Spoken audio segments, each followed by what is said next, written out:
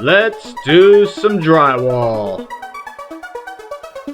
Hello, do-it-yourselfer drywallers. We're doing a 2x2 patch area. Here I just used my 1x2 piece of wood, or you can use a level and just mark the side of the stud. I'm just cutting it back halfway in the stud so I have something to screw the sheetrock patch to.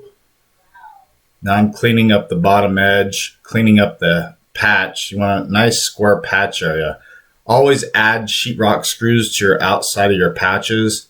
On the left-hand side, I'm adding 1x2s. I can cut it back to the next stud, but it would be a larger patch. So we add the 1x2 backings. We always add backing to the sides of the patches. That way the patch is nice and strong. Here I'm just using a pencil technique, getting the template I need for my patch. You don't have to do this process, but it's a simple process. Just cut it with the sheetrock knife, backside. Here I'm just cutting down the edge with a razor blade and using a rasp. You necessarily don't have to rasp your patches, but if you do have a rasp, you might as well use it.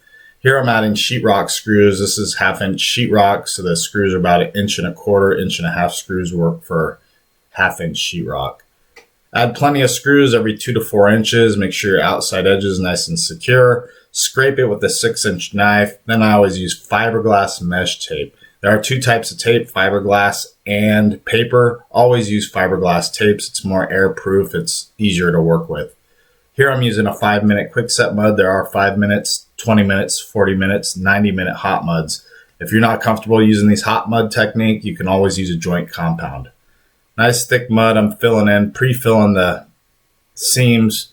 Then I'm putting a nice healthy first coat on here. I'm not building up the mud super heavy because it is a hot mud. It's not like a regular joint compound that you sand down. Now I'm getting a wet sponge and a 6-inch knife, and I'm just doing a wet sanding technique. They call it slicking it out. You do this after the mud sets up, probably about 5 minutes. You want to catch the mud as it's setting up, then do this sponge and knife technique. Now I'm mixing a second coat of 5-minute mud. It's like heavy pancake batter consistency. Mix it up well, nice and creamy. Do a nice heavy second coat. You want to always go past your first coat. Nice, healthy. This way I'm crossing it off the other way. Now it's set up. I'm doing the same thing 5 minutes later with a sponge and 6-inch knife, slicking it out, taking off the excess mud, making it nice and clean. Now I'm mixing some joint compound. I'm going to be texturing this after the second coat sets up. I'm going to use a regular joint compound. This is a spray splatter texture, so I'm using a hopper. This is a hide hopper. And right now I'm going to just do a splatter texture. Nice consistent pattern. As you can see with the camera, the patterns I'm going up and down, side to side.